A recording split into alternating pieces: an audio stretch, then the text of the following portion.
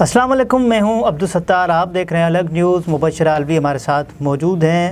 ثاقب بشیر ایک صحافی ہیں، انہوں نے ٹویٹر پر ایک خبر لکھی ہے کہ الیکشن کمیشن کی سپریم کورٹ کو للکار، سپریم کورٹ کے حالیہ فیصلوں پر اختیارات میں مداخلت کا سوال اٹھا دیا ہے، اور 1 مارچ اور 4 اپریل کے سپریم کورٹ کے فیصلوں نے 218(3) کے تحت الیکشن کمیشن آف پاکستان کو حاصل آئینی اختیارات استعمال کرنے سے محروم کیا، اور الیکشن کمیشن کسی کے ماتحت اتھارٹی نہیں۔ 10 اپریل وہ تاریخ تھی جب الیکشن کے انعقاد کے لیے حکومت نے فنڈز پرووائڈ کرنے تھے اور سیکیورٹی بھی دینی تھی۔ اس کے بعد کیا ہوا پھر مبشرہ، کیا ہوا پھر؟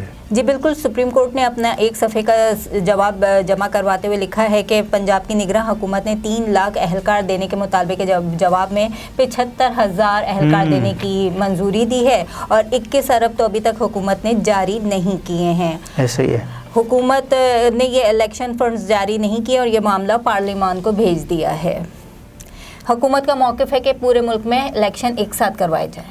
میری یہ رائے ہے کہ حکومت یہ چاہتی ہے کہ کسی طرح سے ان کو ایک فیس سیونگ مل جائے، ہاں بالکل، اور وہ بالکل پتلی گلی سے نکل جائے۔ بالکل ان کی ایسی کوئی تیاری نہیں ہے کہ وہ الیکشن میں آ کر کس بیس پر، کس کارکردگی پر وہ عوام سے ووٹ مانگنے کی وہ کر سکتے ہیں، تو اس وجہ سے وہ حکومت کی تو پوری کوشش ہے کہ وہ الیکشن سے بھاگ جائے، جتنا مطلب ہو سکے وہ راہ فرار اختیار اور کرے۔ وہ حکومت عدالت کو اس لیے بھی زج کر رہی ہے کہ وہ چاہ رہی ہے کہ عدالت ان حالات سے تنگ آ کر کوئی سخت فیصلہ اس کے خلاف دے تاکہ وہ سیاسی شہید ہی بن جائیں۔ وہ لیکن سیاسی شہید اگر آپ نے بننا ہے تو عدالت یہ بھی تو کوئی ایسا فیصلہ دے دے۔ آپ کو یاد ہوگا کہ یوسف رضا گیلانی کا کیس میں عدالت نے ان کو نااہل قرار دے دیا، سیاسی مستقبل داؤ پر لگ گیا۔ نواز شریف کو نااہل قرار دے دیا تاحیات۔ بالکل، تو نواز شریف والا معاملہ تو کچھ اور ہی تھا۔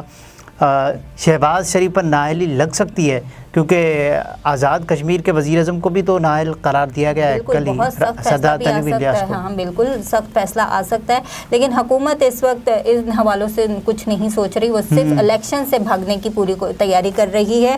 اور آپ یہ دیکھیں کہ 21 ارب روپے انہوں نے جاری نہیں کیے، لیکن انہوں نے ترقیاتی فنڈز کے زمرے میں 75 ارب 50 کروڑ روپے جاری کر دیے ہیں۔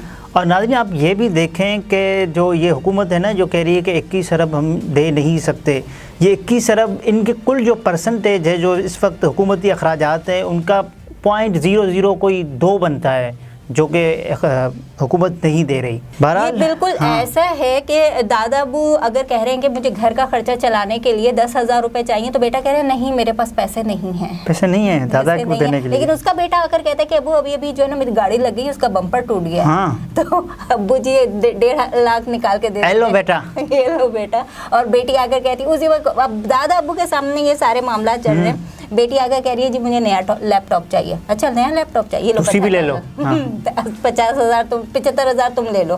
اب دادا ابو کہہ رہے ہیں کہ بھائی میں نے تو صرف 10,000 مانگے، تو بیٹا چلا کر کہہ رہا ہے نہیں ہے نا میرے پاس۔ مطلب الیکشن سے رائے فرار اختیار کرنے کا کوئی موقع ہاتھ سے جانے نہیں دیا جا رہا اس وقت جو بھی ہو رہا ہے۔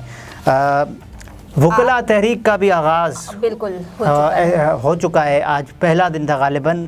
اعتزاز احسن نے اعلان کیا اور ان کے ساتھ لطیف کھوسہ جن کو پیپلز لائرز فورم کے عہدے سے ہٹا دیا ہے، اور وہ بھی اس میں شامل ہو گئے ہیں، تو یہ ایک اچھا سائن ہے۔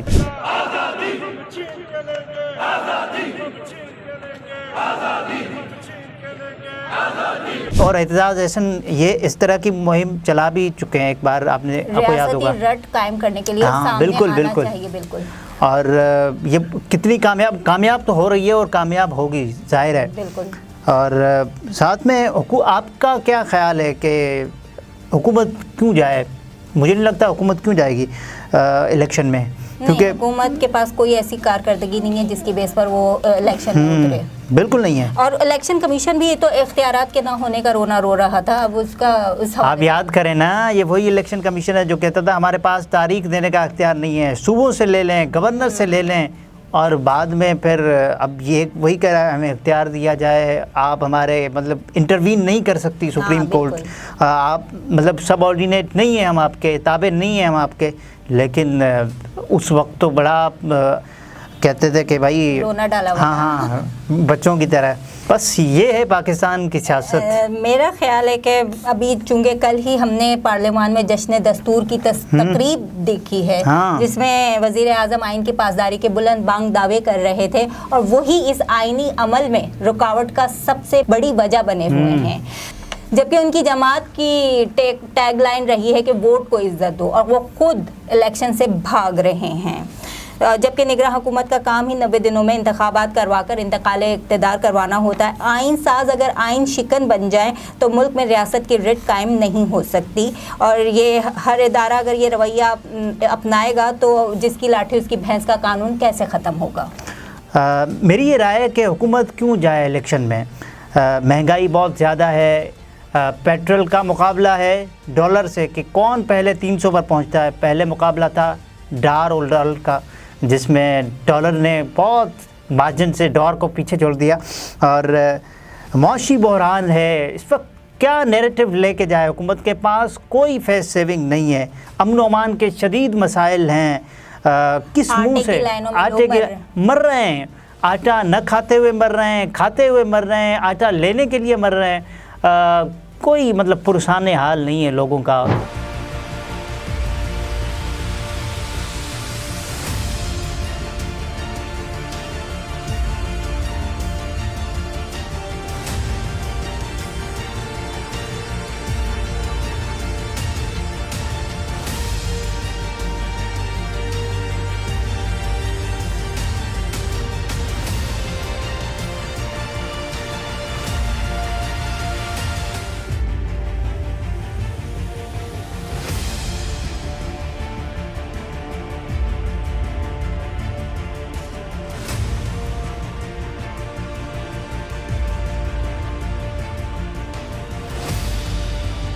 کس منہ سے حکومت جائے گی یہ الیکشن میں؟ مجھے نہیں لگتا کہ حکومت جائے گی، اور حکومت کوشش نہیں کرے گی.